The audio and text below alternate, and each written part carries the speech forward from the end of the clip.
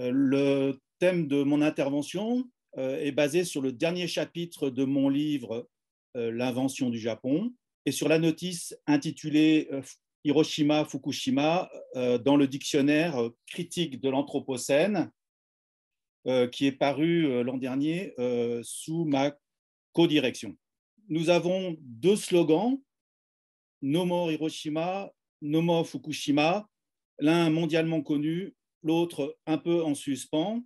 Et ces deux slogans renvoient à des lieux japonais, mais dont le statut a largement dépassé le lieu proprement dit, une ville ou un département, et a une signification désormais beaucoup plus globale. En gros, on passe du local au global à travers deux lieux précis dans un même pays, le Japon.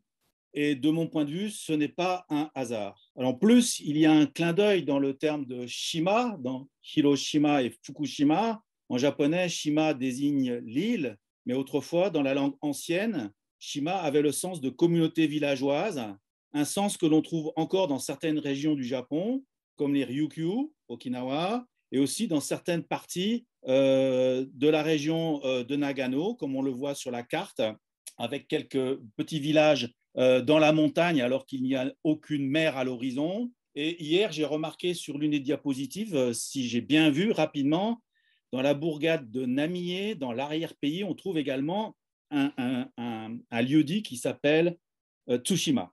Donc, en fait, cette idée de Shima, cette idée de communauté, là aussi, on peut décliner les échelles en passant du local et en allant jusqu'au global, en sachant que le passage de l'un à l'autre est toujours très risqué. L'autre aspect, c'est que c'est le Japon, une fois de plus, qui se trouve en quelque sorte à l'avant-garde du monde, à l'avant-garde de la marche du monde, et pas seulement en Extrême-Orient, comme on le sent habituellement, mais à l'extrême-occident. Et finalement, cette carte de Nishikawa Joken du XVIIIe siècle, eh bien, les Japonais la lisent de droite à gauche, ici, comme ceci. Donc, en fait, à partir de l'Amérique, en direction du Japon, et d'une certaine façon, le Japon peut aussi se positionner comme étant un extrême occident, donc comme une forme un peu ultime d'une modernité, si on peut l'appeler comme ça. Et d'une certaine façon, les événements spatiaux majeurs de Hiroshima et Fukushima se placent dans cet extrême occident et dans ce monde en général. L'un des points de départ, c'est le discours radiodiffusé de l'empereur japonais qui signale la défaite et la fin de la guerre, qui a des propos extrêmement forts et en particulier qui annonce l'extinction totale de la civilisation humaine à propos des deux bombardements atomiques. Extinction totale de la civilisation humaine. Le discours de l'empereur, finalement, est un marqueur fort d'une dimension qui passe au-delà du Japon et qui s'adresse à l'ensemble de l'humanité et du monde, même si il y a un passage qui est plus spécifique quand l'empereur parle de Waga Minzoku, c'est-à-dire non pas notre peuple, mais notre ethnie ou folk, quelque chose comme ça.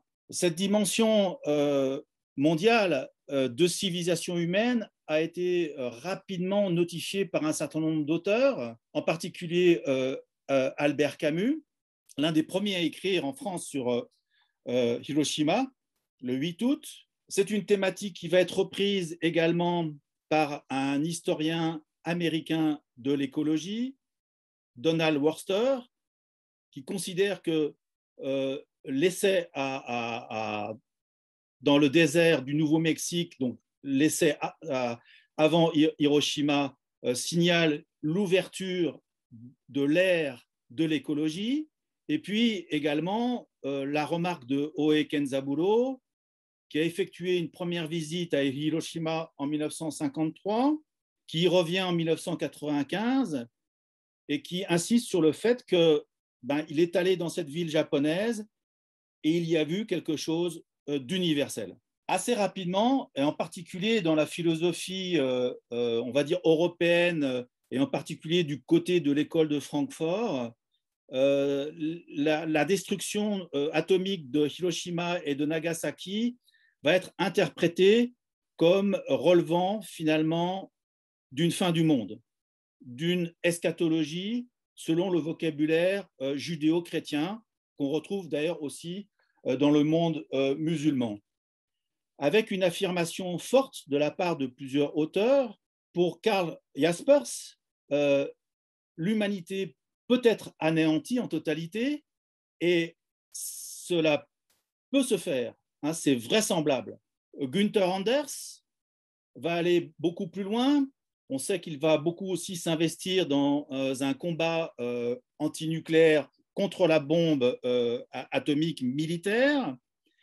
Et sa position est de signaler que oui, l'humanité peut se détruire et se détruire définitivement.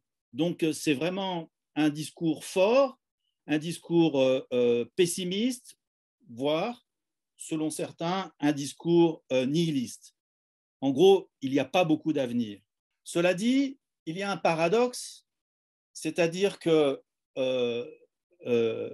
les grandes puissances qui se sont dotées de l'arme nucléaire, une dizaine de pays environ, finalement, pratiquent ce qu'on appelle l'équilibre de la terreur. Et le paradoxe, c'est que bien que Anders Jaspers et d'autres annoncent la fin du monde, la fin de l'humanité, eh bien, en réalité, depuis plus d'un demi-siècle, ce n'est pas le cas. Justement, à cause ou grâce à cet équilibre de la terreur. Mais attention, cet équilibre de la terreur va de pair, va ensemble avec ce qu'on peut appeler la guerre globale tournante, c'est-à-dire l'externalisation des conflits militaires armés dans les pays hors des pays qui ont la bombe atomique. Donc en périphérie de ces pays-là, en particulier au Proche et Moyen-Orient, en Afrique, en Afghanistan. Donc là, j'ai pris l'exemple de l'année 2017 et on voit très bien cartographiquement, géographiquement, que la guerre globale tournante se situe dans les régions non métropolitaines. Les exemples sont nombreux. On connaît malheureusement la guerre en Syrie, mais on peut aussi citer la présence de l'armée française en Libye ou au Sahel où d'ailleurs elle protège les mines d'uranium contrôlées par l'ex-Areva, désormais Orano. Cet événement spatial majeur de Hiroshima va aussi se traduire par ce qu'on peut appeler une inflation sémantique, c'est-à-dire une déclinaison de ce terme générique qu'est Hiroshima. Et en particulier, on la trouve dans un livre qui va avoir beaucoup de succès, Road to Survival, qui a été écrit par William Vogt, qui est un écologue américain qui travaille pour le gouvernement américain, qui est un malthusien radical, qui est très impliqué dans les instances de conservation internationale, qui parle même du jour du jugement dernier, un doomsday écologique, un ecological doomsday, et puis qui boucle cette idée de fin du monde à nouveau, mais une fin du monde cette fois-ci écologique, avec Hiroshima lui-même.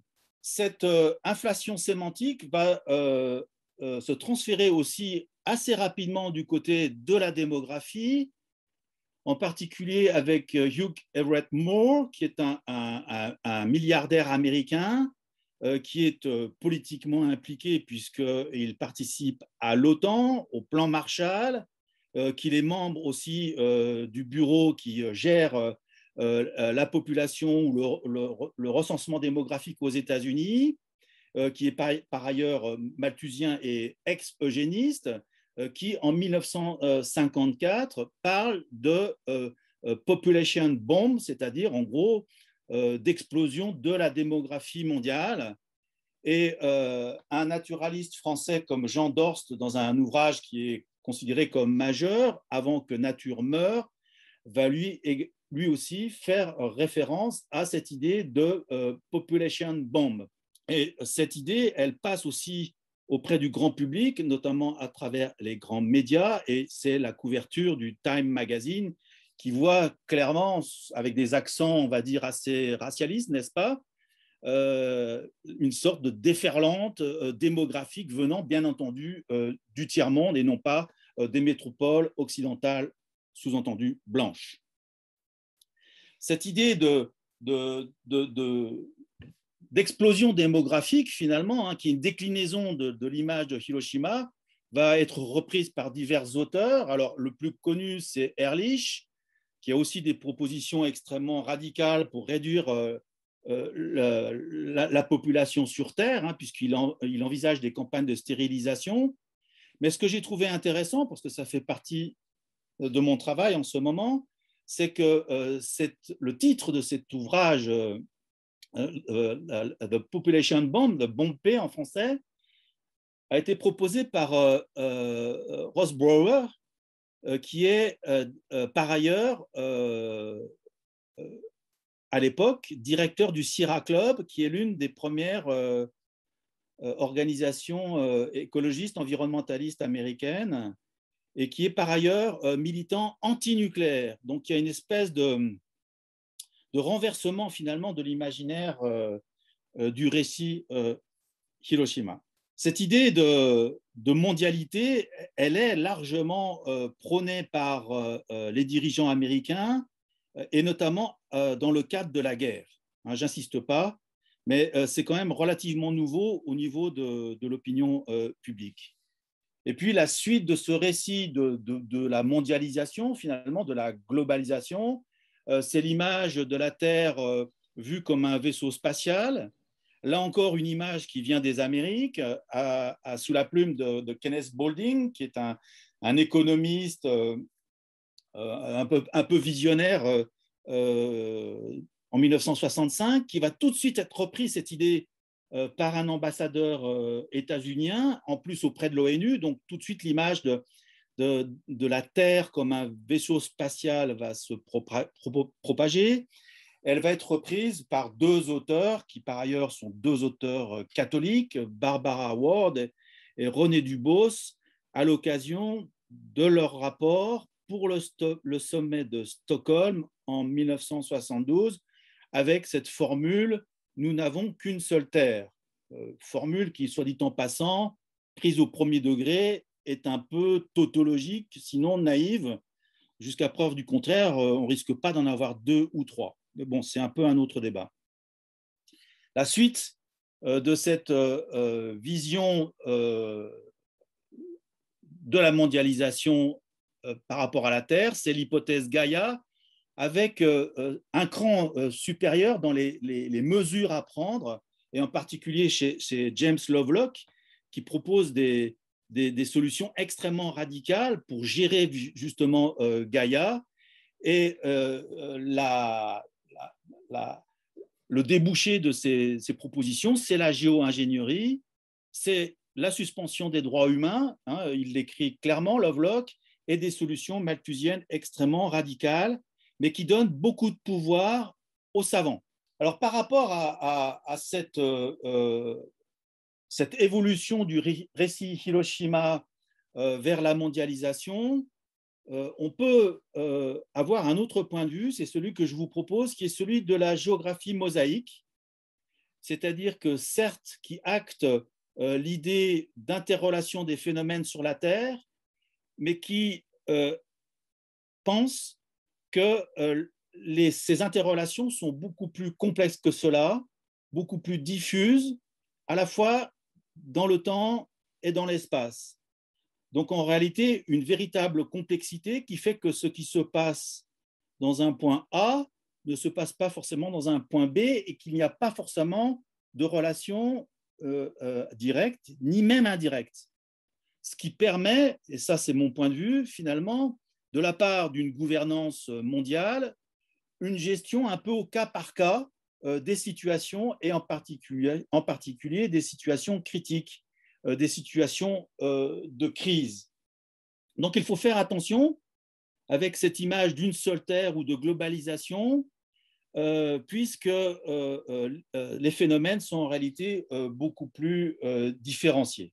Et on revient à Hiroshima parce que par rapport à l'école de Francfort, par rapport à la philosophie de Anders, de Jaspers ou d'autres, on a aussi, dès la fin des années 40, on a aussi une autre approche, peut-être moins connue, peut-être moins diffusée, incarné par Georges Bataille, par exemple, qui lui postule d'emblée que l'humanité est formée d'entités contradictoires, que dans ces entités,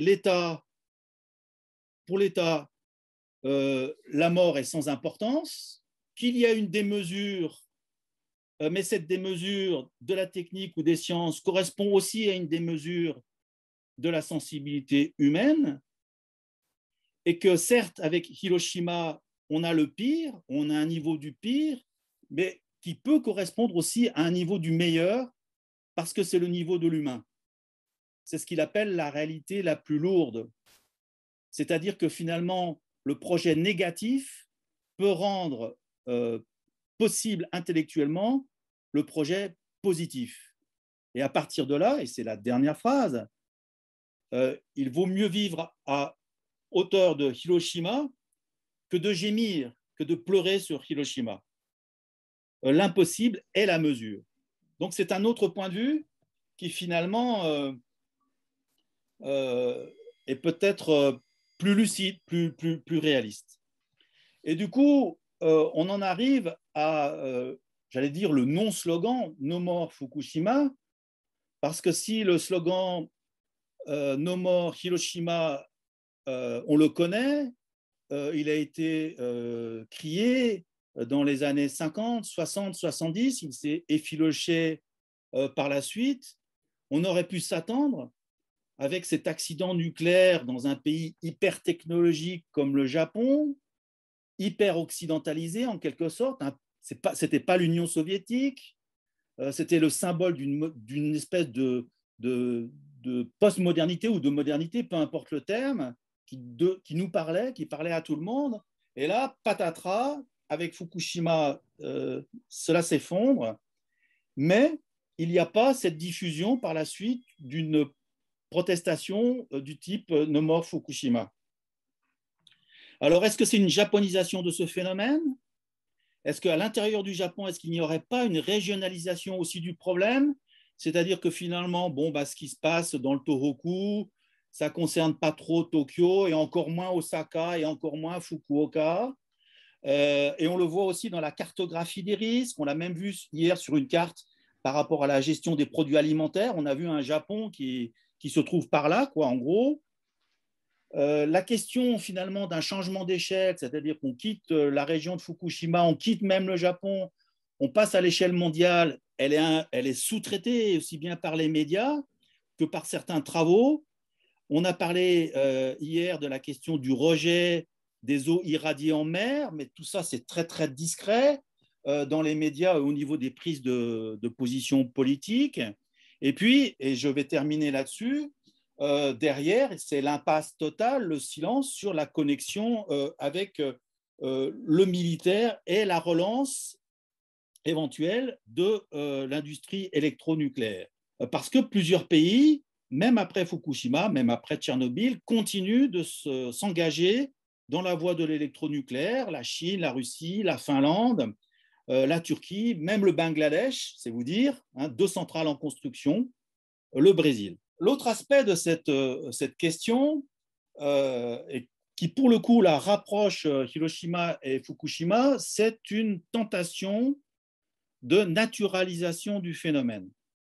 Naturalisation du phénomène, c'est-à-dire désocialisation du phénomène, c'est-à-dire on évacue ou on écarte les responsabilités humaines, collectives, donc politiques.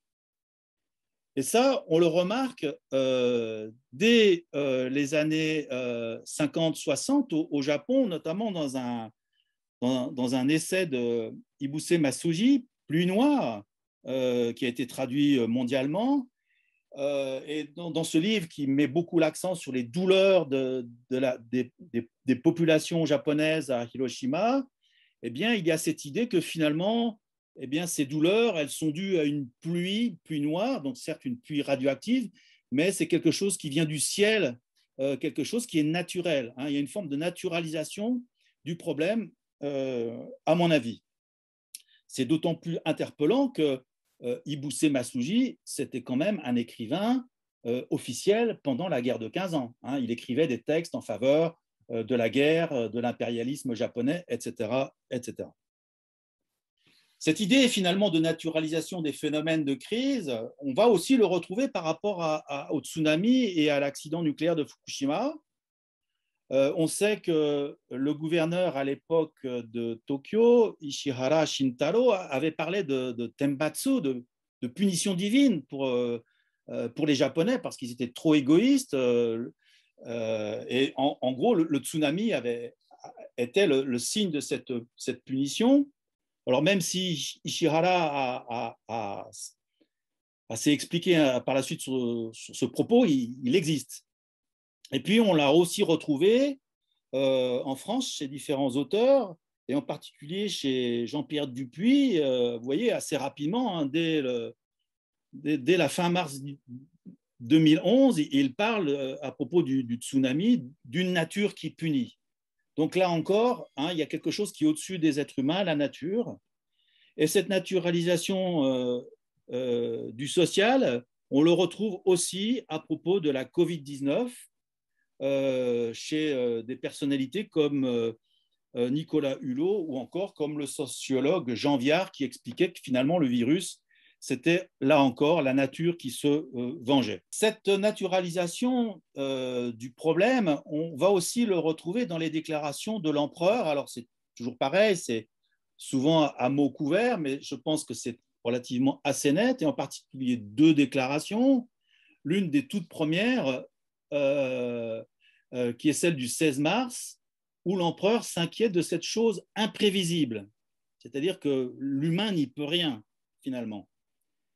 Il va aussi évoquer une catastrophe naturelle, hein, Shizen Saigai, c'est-à-dire que bon, ben, voilà, c'est encore la nature, ce ne sont pas les êtres humains.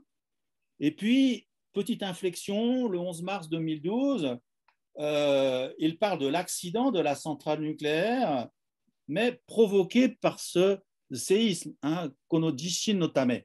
C'est-à-dire que là encore, l'accident est reporté sur la nature, sur le séisme. Et cette naturalisation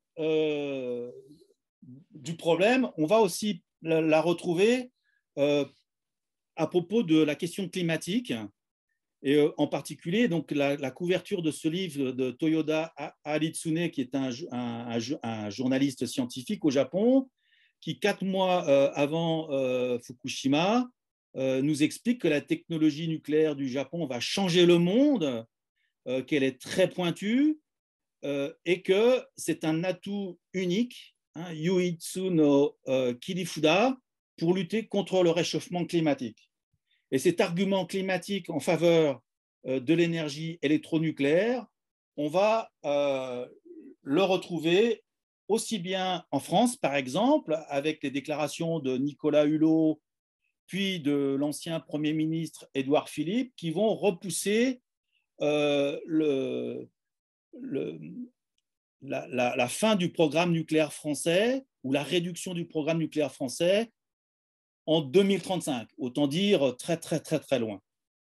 Et puis, dernière chose, et je vais terminer là-dessus, on sait que la position du gouvernement japonais avec Abe Shinzo et son successeur Suga Yoshihide est celle d'atteindre un niveau de zéro carbone d'ici 2050, et pour cette raison-là en particulier, de promouvoir l'énergie électronucléaire, donc de réouvrir les centrales. Ça, c'est la dimension civile. Mais il y a aussi un autre aspect qui est très important, qui est la dimension militaire, qui est, à mon avis, un peu passé inaperçu.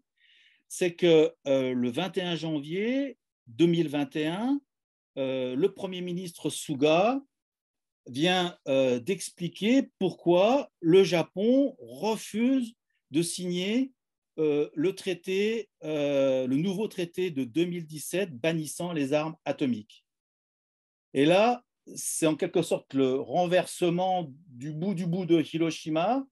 Le Japon était devenu le symbole de la paix et de la lutte contre le nucléaire militaire. Et avec cette déclaration, finalement, le gouvernement japonais, en refusant de signer le traité bannissant les armes atomiques, laisse ouverte la possibilité d'avoir lui aussi la bombe atomique. Je vous remercie de votre attention.